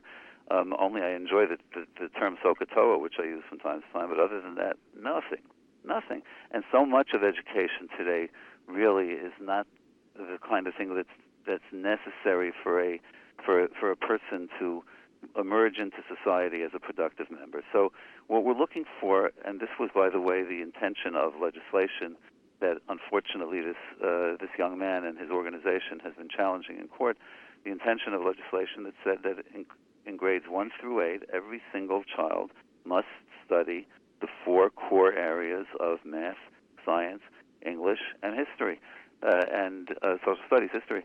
And those are the 4 core areas which, from grades 1 through 8, every single child has to study. So, the fact that for some reason this is being attacked and challenged constitutionally is something that's very, very troubling, because if in fact the Hasidic yeshivas or the other yeshivas would comply with these requirements of focusing on these 4 core areas through the elementary school cycle, it would be a tremendous advance in terms of preparing these children to have the basic skills they need for success in society. So, I think that we're treading on turf that is extremely sensitive and extremely important, literally at the core of what it means to be to hand down the Messiah from to the next generation, the Shinantam Levanecha, to ensure that our children grow up to be Talmid Chachamim. Baruch Ber writes in Birchas Shmuel that the obligation of the Shinantam Levanecha is to make sure your children are Talmid Chachamim and Go'ainim. We're supposed to make sure that our children are Go'ainim. How are we going to do that if there is not a serious program of intensive limudei kodesh, and during the formative years when children are their minds are developing and they're learning how to learn. So there's a focus on limudei kodesh for a very good reason. And if the government's going to come and say, sorry, you've got to be substantially equivalent to the public schools, that means you've got to take the same courses that they offer, and you've got to make sure that your children go through all the different things that are spelled out in the laws and the regulations binding on public schools. Well, that will make it very difficult. What's most ironic is the quality of the New York public school system. It's laughable quality. It's almost humorous that she's telling the yeshivas, which I understand on the regions far outstrip their competitors in the public school system, except for maybe the Stuyvesants, etc. That they should be. Do you think, Rabbi Zweibel, there was a very controversial event last year when Simcha Felder, who was I believe an assemblyman or state senator, he pushed through a provision that the yeshivas do not have. It's at their own discretion whether to abide. And you're a lawyer, you'll probably redirect and restate this, but whether it gave them tremendous discretion whether to abide or not to abide by the regulations re secular studies. Well, that is an inaccurate description of the legislation. Okay, so please describe it. And in fact, the key feature of the legislation is the one I just described a moment ago, which is that for grades 1 through 8 in yeshivas, so they speak about schools that have lengthy school days and have a bilingual program. So basically, the law is targeting primarily yeshivas. There may be other schools that come under the rubric, but certainly the yeshivas are the main target of this. And they say that for these schools at the elementary school level, each child must learn grades 1 through 8. They have to learn these 4 core subjects: math, science, English, and social studies. That has to be part of their curriculum. They need to study that. And and then they say at the high school level, each child has to receive a sound basic education, which is undefined, and obviously that's something that would have to be filled in moving forward. But this was an attempt to try to find some kind of a balance that would make sense in terms of, on the one hand, acknowledging the state's interest in making sure that children have the kind of education foundation that will enable them to function as productive members of society, and at the same time acknowledging that parents send their children to these kinds of schools, which go on for long school days till late in the afternoon or even early in the evening sometimes. They do so because they want them to be able to devote a considerable amount of time, many hours, toward the intensive study of Torah. And that's what this legislation accomplishes. Very, it has been mischaracterized as. So why was it so? What was the intense counter reaction to it? Was based on what? I think, unfortunately, what happened was that the bill, the law, was kind of it was holding the rest of the state budget hostage, meaning that because of the alignment, the political alignment in the New York State Senate, of which Simcha Felder was and continues to be a member, the political alignment was such that he had tremendous leverage. He had tremendous leverage, and as a result of that, what was in it? Well, what was in it? There was something in it that made people sort of recoil and like almost a visceral reaction. Well, I guess if somebody wants to accuse, wants to characterize this as lightening the burden from yeshivas, one could say, well, the existing law spoke about substantial equivalency to public schools. Substantial equivalency to non-public schools requires you to study not just these four core areas, but lots of other things too, right? And spells out other things. Here, there was an effort to find some way to focus only on the essentials and identify the four core subjects as being those essentials, and implicitly suggesting that the other types of studies, whether they be art or other things of that nature, that the yeshivas would be exempt from that. Well, that means that you're giving yeshivas, you're letting them off the hook, and they're not required to study what everybody else is studying. So, from our perspective, actually, that would be a very wise policy decision, because you have to recognize the dual program of instruction that the yeshivas have, and the kids are in school very, very long hours. To require them to do all the things beyond the four core areas that are spelled out for public schools would be devastating in terms of their ability to learn Torah in the depth and the extent that children are trained.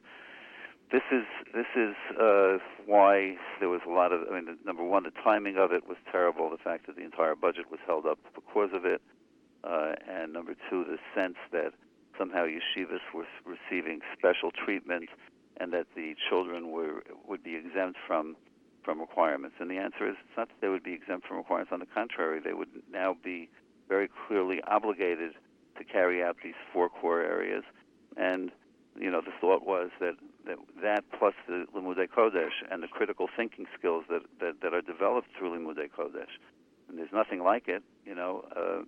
David, I was in law school, and about 3 weeks into my law school experience, I realized I was far ahead of most of my classmates because, I learned Bava Kama.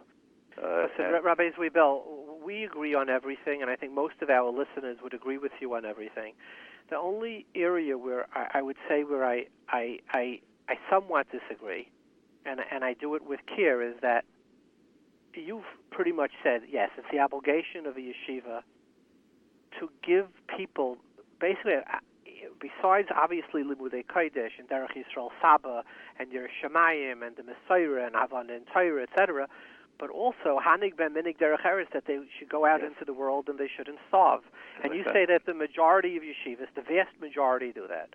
There are some, I don't know if it's 39 or 9 or 5, or I don't know if there are any, but Lu Yitzur, there was one that was sort of disenfranchising their Talmidim from earning an honest living, And what does the Gemara say, about the lamde umnis and lamde umnis, malamde listis, right? Right, sure. I would say that if the tool to do that is to go to a government and say, listen, they have robbed me of my ability, and they've required me to become one of those that malamde listis, I want you to enforce the Mishnah in Kedushin.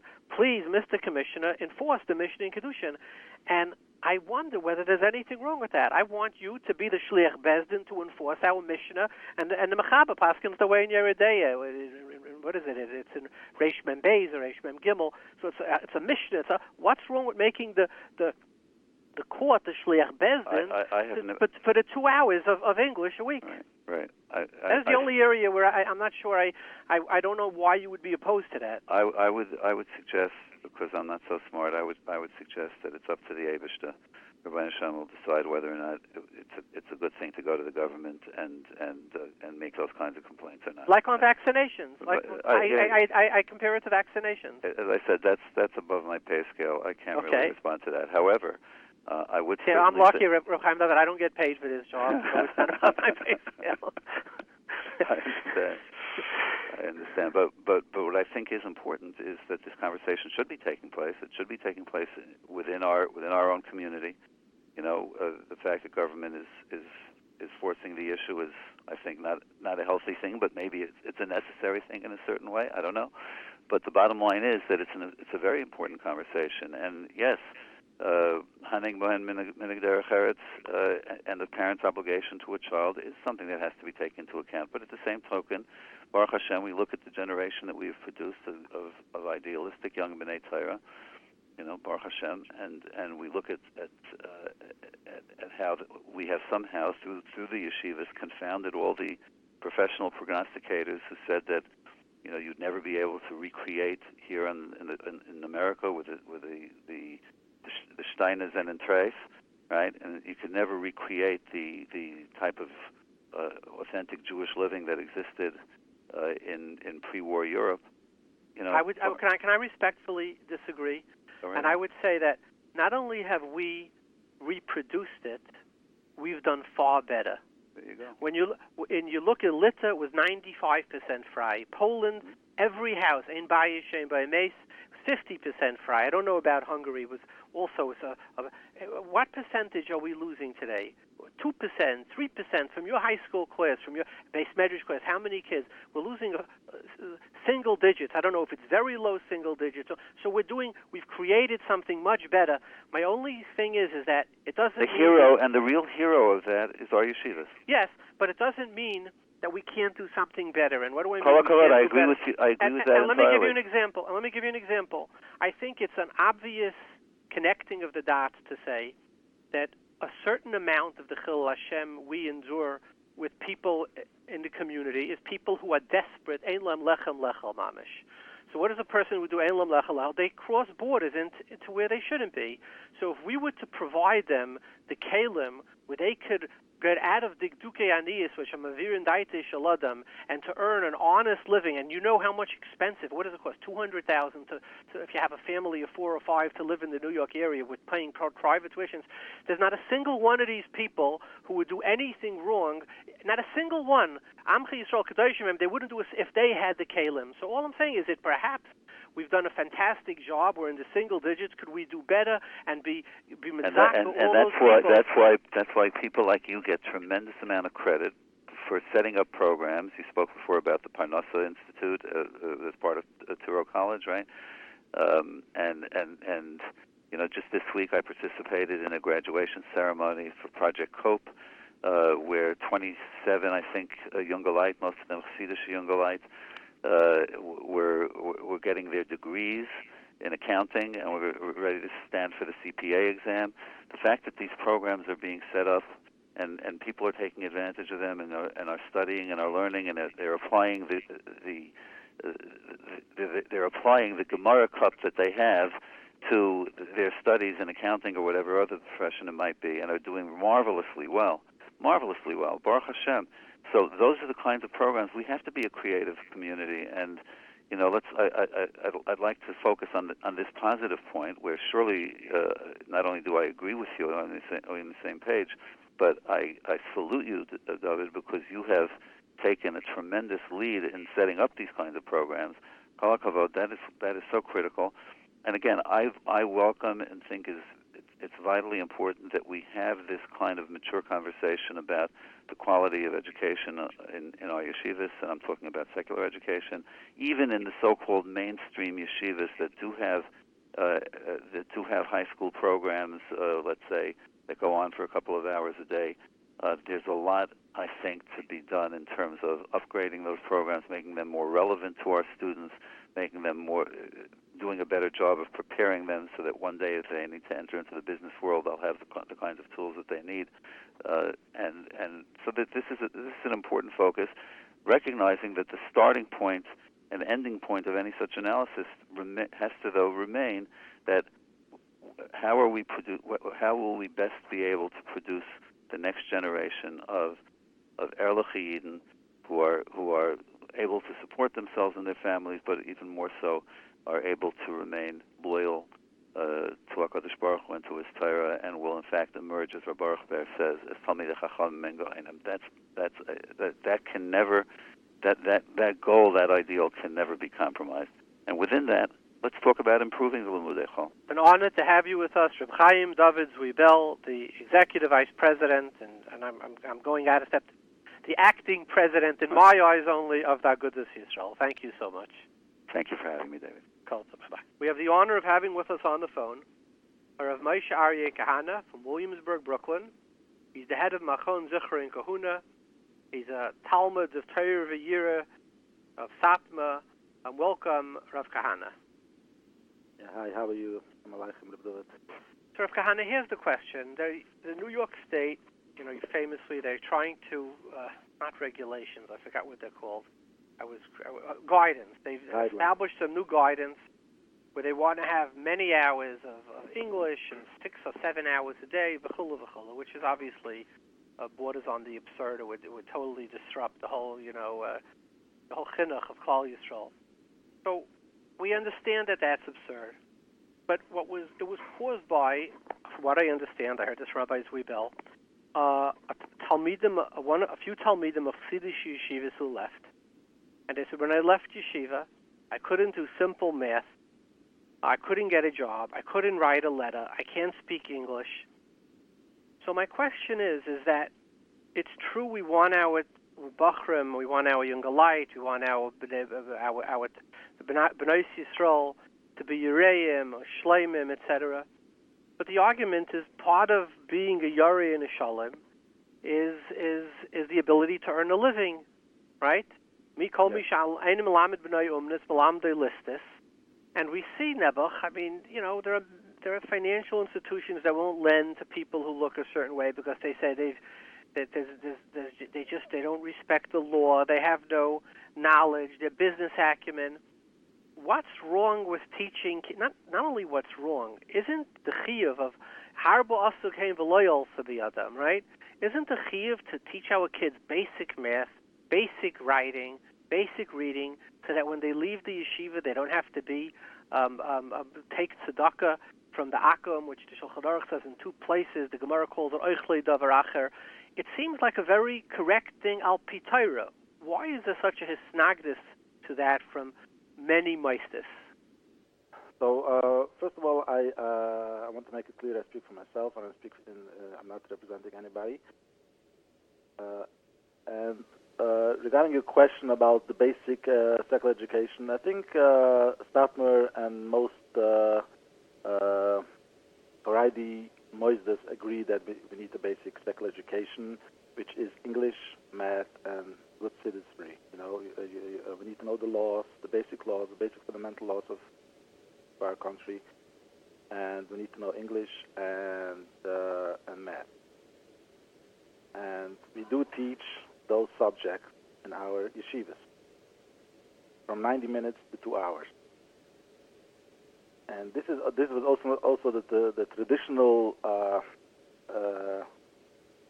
chinuch, the traditional view of secular education that Satmar Rebbe Zichron and other Rabbunim that founded Orthodoxy in the United States,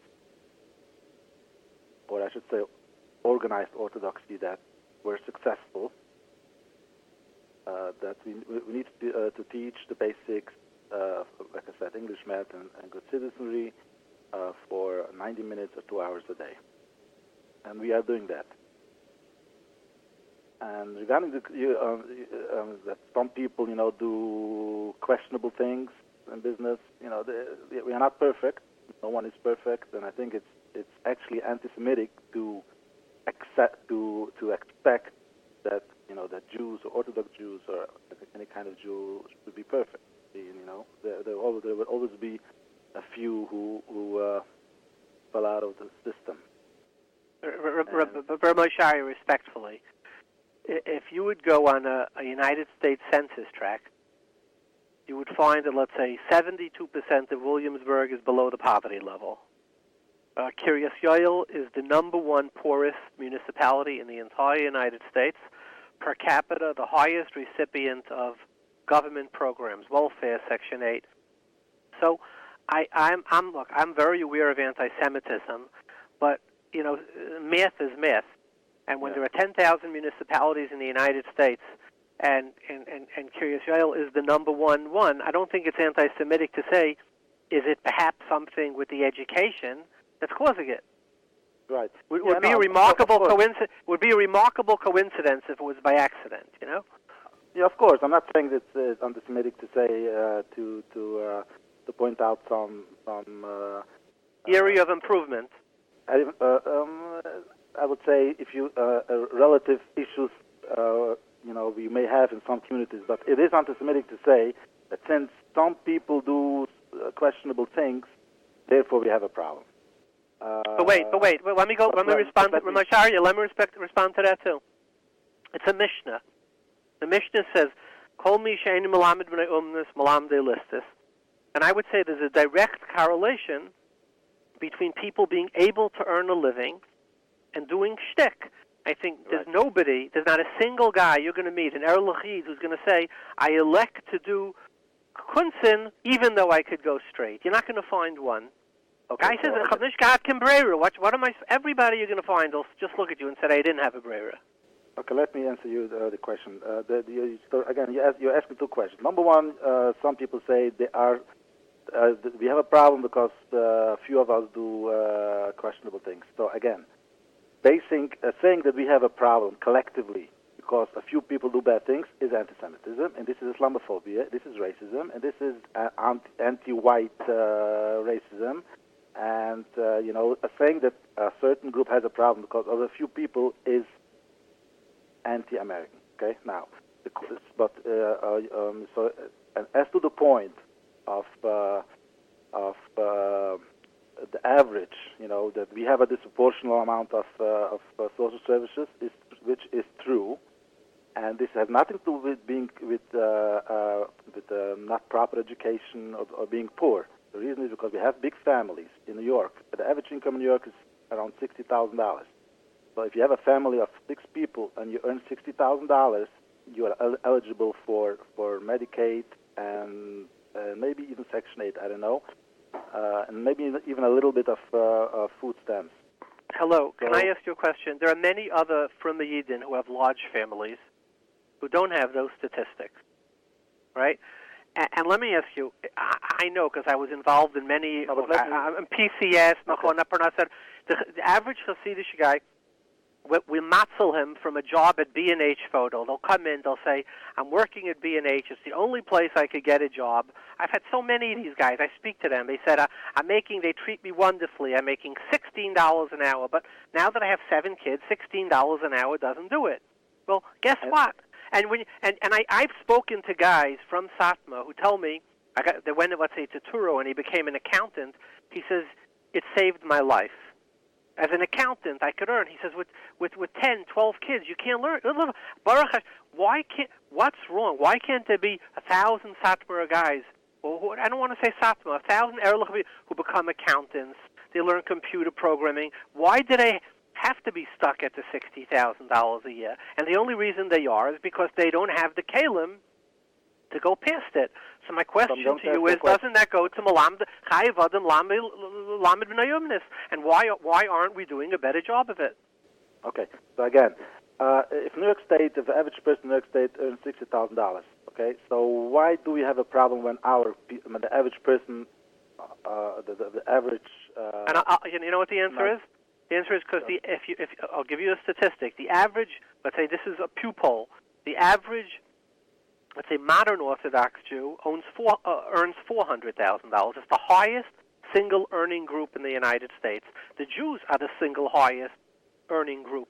So we obviously both have the ability to have large families, and the Rabbi Shalom and the Gemara Cup gave us the ability to earn more than blue-collar labor. So I ask you again, why are we putting guys into the jobs of blue-collar labor instead of giving them the skills so that they can be white-collar professionals and use their head instead of running up and down from warehouses to bring cameras? So again, so first of all, let's see. The Pew Research of 2013 that you just mentioned says that the average American Haredi, not Orthodox, Haredi, which is, I would say, let's call them the right-wing Orthodox, the average American Haredi earns about $60,000, which is higher than the average American. Okay, that's number one. And also, I think they entered an affidavit was entered now in court, a sworn affidavit based on the census in Borough Park in Williamsburg, that also comes to about the same conclusion that we earn at least or more than the average American. When I say we, I say collective. I mean the average, the median. Okay. So you agree that we don't have an American problem, okay? Okay. No, I don't know, Rabbi Kahane, I don't agree with that. If the average New Yorker earns $60,000, what is the argument that we need that we need to earn more besides the fact that modern Jews or secular Jews?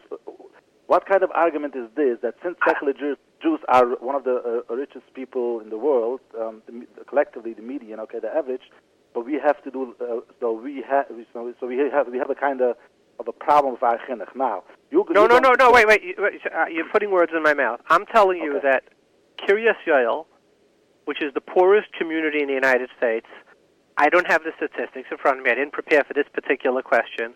Being that it's the poorest country in the community in the entire United States, I would doubt that the average income is $60,000. No, the average income in Kiryas Yoel is much less than that, and the average income in New Square is much less than that. And obviously they have to fix the problem. Okay, I'm not going to deny that, but this is not a reflection on the Haredi chinuch. And like I said, even Williamsburg and Borough Park, which is mostly Haredi, okay, Haredi Jews. The Jews in Williamsburg and Borough Park are mostly Haredi Jews. The average income is like the average New Yorker. And if you find some places, that have an income problem, that have, about $30,000, $27,000, $30,000 median income, is a problem that needs to be fixed. And I agree with you on that. And by the way, part of the low income status in KJ in New Square is because they have a young population, okay, and and I think the youngest population in the whole US of A. And a young population tends to lower the income because usually people are 30, 40, 50.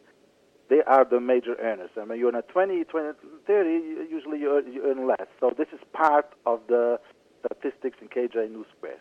But I do agree with you. They also have problem of low income problem that needs to be fixed. I will agree with you on that. I'm talking about the Haredi collective community, which again, KJ and New Square are a small part of the Haredi community. So Moshe, do you understand those who feel that there should be no secular education in schools? When I say secular, I mean life education in schools. No, I don't. It's against our tradition. We need to have a secular education. Satmar said we need to have a secular education, and all the Rabbunim said we need to have a secular education, and they told us exactly what a secular education should be, which is 90 minutes to 2 hours a day, English, math, and good citizenry.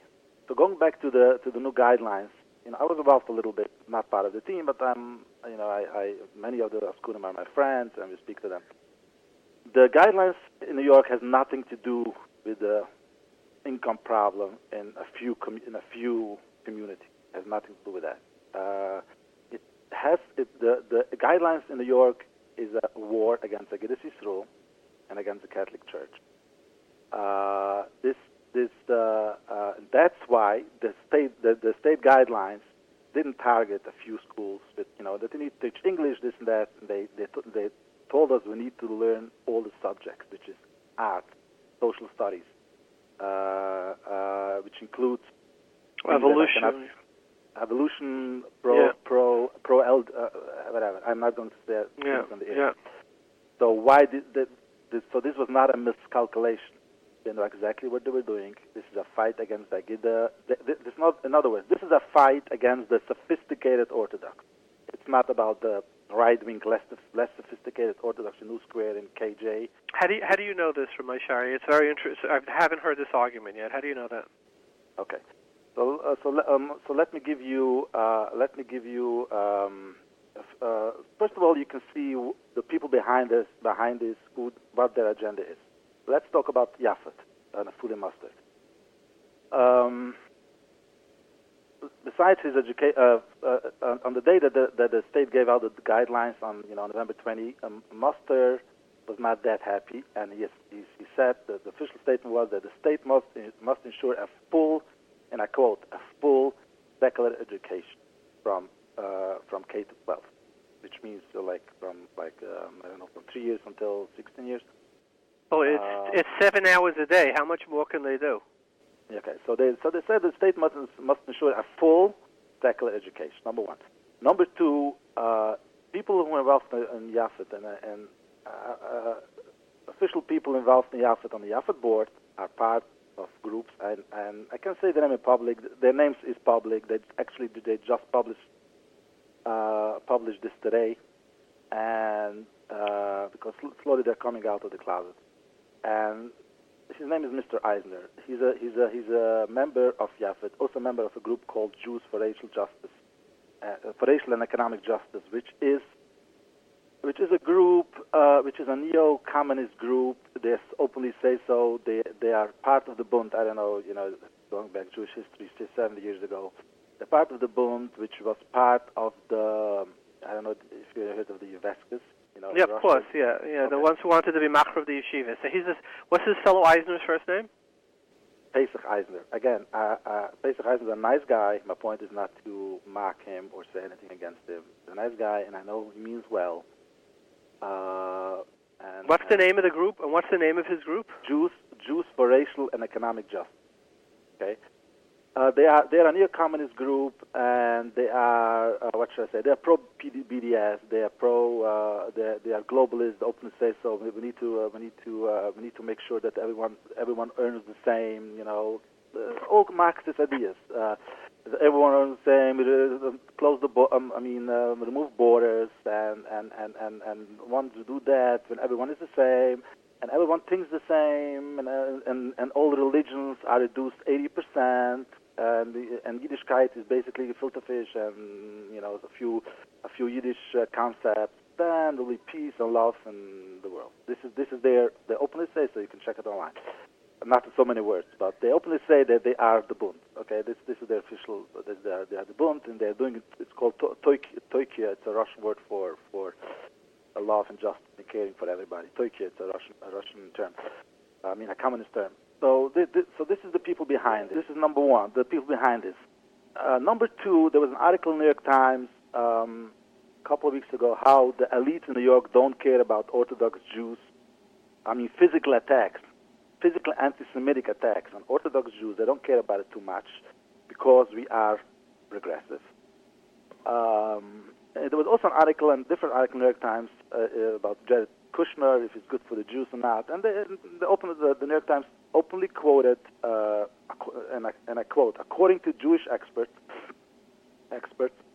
there's an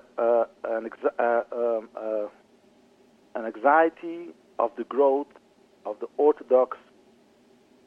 orthodoxy and faith and the Chabad ties of Jared Kushner. So they openly say there's a kind of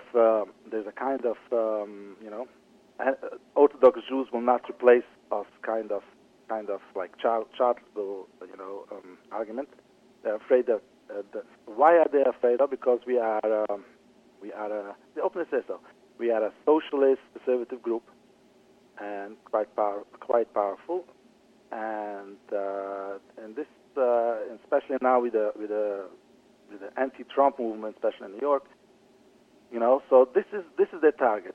And let me go further. Governor Cuomo said 3 years ago that pro-gun, pro-life conservatives have no place in New York. What else? 2 years ago, when there was the issue with the security in private schools, in city council, the ACLU openly said that we should not give money to this regressive group. And another guy, I don't remember the name, also said we should not give money to support the bigotry of the Catholic Church, Salvation Army, and Agudath. Because we are pro-life, so therefore we are automatically bigots, against the people, whatever, against the LGBT. So this is part of a powerful, deep-rooted, generational, deep-rooted fight, which is partially by a small minority of our secular Jewish brothers and sisters, which we love them, but this is a small minority among them who are in a war with us. It's the old war going back, the same old war. Goes back generations. Okay.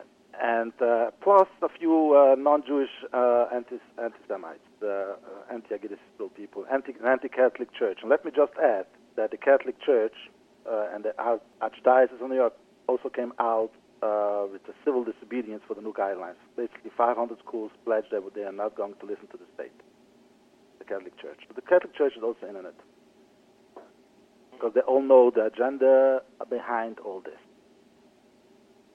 Okay. Well, Rabbi Kahane, thank you very much for your time. Rabbi Shari, it's always an honor to have you with us. Thanks a lot, Rabbi Dovid. Thank you. Bye-bye.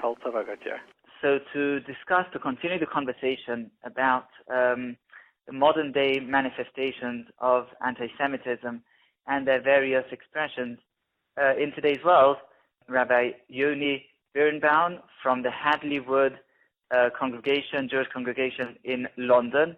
London is a fair place, I think, seeing as though it's attracted a lot of attention recently in the media worldwide in terms of potential escalations of anti-Semitism and the kind of tension that we hear about. So it's an honor, and of course, I think potentially illuminating to have Rabbi Birnbaum with us. Rabbi Birnbaum is also an executive member of the Rabbinical Council of the United Synagogue in England, as well as being a community rabbi.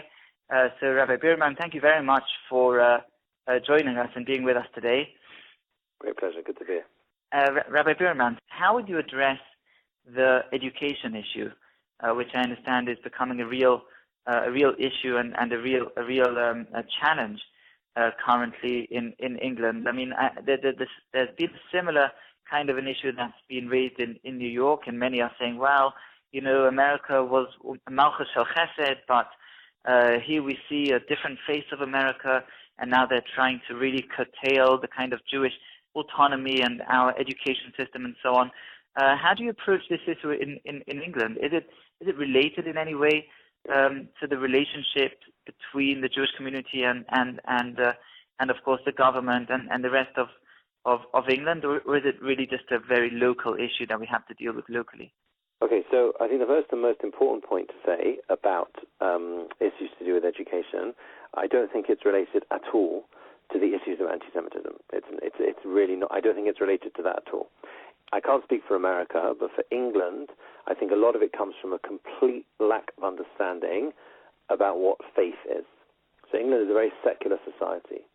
Secular society today has developed a particular set of standards and morals and values that is considered just completely, this is the only way. This is really this is the only way to understand the world and to prioritize things and how values should be ordered. And I think that the struggle that we have in terms of education here is just trying to help the government, if you like, or whoever's kind of controlling this area of government, to come to an understanding of how faith-based schools work and how important. So this is nothing to do with Jews per se. I mean, you're saying in this sense we could be allied with Muslims and with Catholics and with I really don't whoever think it is. We're all in the same boat in this exactly. sense. In England, this is to do, I think, with a lack of understanding about faith and how, when it comes to certain issues that go to the heart of our faith, we're not going to be able to compromise because that's everything we are. That's why we exist. And I think that's where people. That's where I think it's important to come to some understanding. A lot of good work has been done, and will continue to be done. I think we will. Mitzvah Hashem, we will overcome it and be able to come to an agreement and a compromise that will allow schools to teach Al Pi Torah, with satisfying certain conditions and things that they require. But it hasn't been easy the last year. That's definitely true. Mm-hmm. But again, people are not moving to Israel over this issue. It's going to be sorted out. You'll find a way. We'll find. I haven't heard that people are rushing to leave, because I think that there are very good people in organizations and Rabbanim. The Rabbanim are very, very involved here in this, and I think people are really understanding that these things take time. We've got very good links with government here, so the government has a lot of respect for the Jewish community. Whether it's the Chief Rabbi's office or this new organization called Chinuch UK, which is to deal with Chinuch in general. There's good work being done, and I think people are seeing progress. It may take time, but there is progress being seen. Having said that, of course, the schools and the Kehuna here also understand they also need to relate to it seriously. They know that as well. They need to relate to the issue seriously. They can't just sort of like ignore it. It needs to be addressed. Right. I mean, is that how the schools are they good at that? Meaning, for some schools, Stamford Hill, it seems that they're very distant from, anything that the government would be expecting. Like, light years away in cultural terms, even in holding the conversation.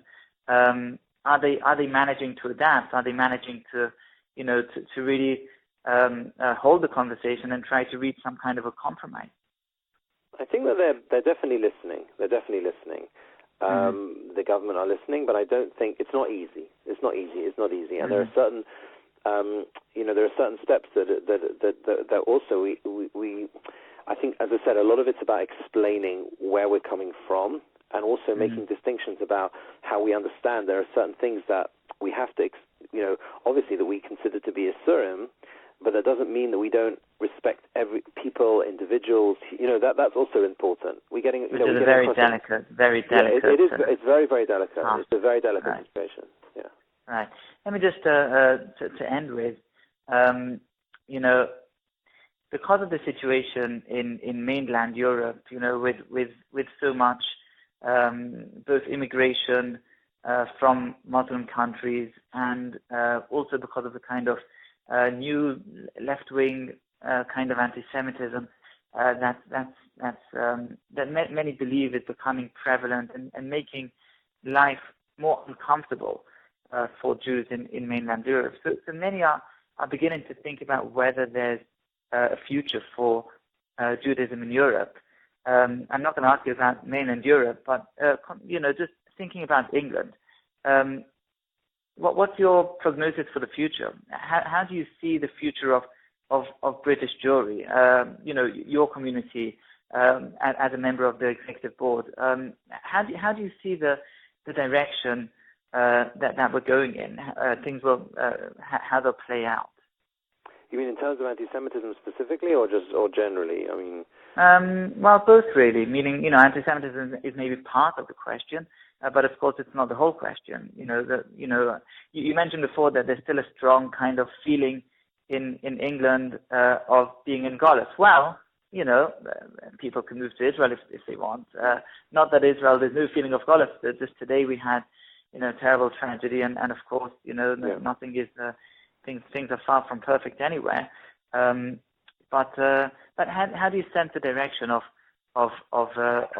Judaism in England in general, of Jews in England? I think that people are, as I say, that people have their concerns, but the Kehuna here is strong. I mean, for the first time for many years, it's been this way now over the past few years. The community here is growing. The Kehuna as a whole is actually growing. Mm-hmm. Yeah, it's growing, and it's growing particularly because of the Haimish Kehuna. It's a strong. The Frum Kehuna is particularly is strong in terms of numbers. There's a lot of very, very established kehunas here that are are able to. As I said, as I started the conversation, this country remains the Malchus Shel Chesed. You have to remember. We just celebrated not celebrated but commemorated the 80th anniversary of the Kinder transport. We brought over 10,000 children from Nazi Germany to the United Kingdom. This was something where so many other countries said no, and Britain, with all its problems and all its faults and everything else, and there were lots of things they didn't do when they could have, but this they did, and people recognize that. People recognize that's the case. So I don't think that people are, let's say, rushing to leave, but I think there's always a very strong awareness that we're in Kodesh, and that it has to be that way. I don't think there's any change in that regard. So people are concerned. People are definitely concerned, but they also have bitachon. We're doing our best, and we're doing the hishtadlus that we need to do here, and we are hopeful that we'll be able to continue the living the lives we want to live as Yidden here in England as well. Amazing. Rabbi Birnbaum, thank you very, very much. Really much appreciated of your time, and matzah for you, for your community, and for everybody else too. Thank you very much. Thank you. All the best. Thank you. Okay. Let's go to the chosen winner of this week's riddle. Yeah, hi Dovid. First riddle they asked about how they left Yaakov overnight. They didn't bury him until later. First of all, Rashi already brings that Yaakov led mass. That's the Gemara in Schachter, so maybe that could be an answer. Maybe there wasn't an Israel leaving Yaakov if he really didn't die. And on the other riddle they asked who was the Eidus? Who was the Eidus on the Schachter? The Eidus and the Schachter edition from Yehoshua Tzadik. That it's sure that Rabbi Yosef gave over the status by Eidem Esida Yehiden, he says, from Yiddish Eidem Esida. He says from who were the Yehiden. But the guidance that he was the guy from he says in Agudath, the Bnei Baisoi, from the people in the house over there, that Yosef was the guy. I don't know if there's an account to it, but that's what the Chutz says right. He writes maybe even find it and can then the Yosef Tzadik alliance with Koch Chasmet of them start to it.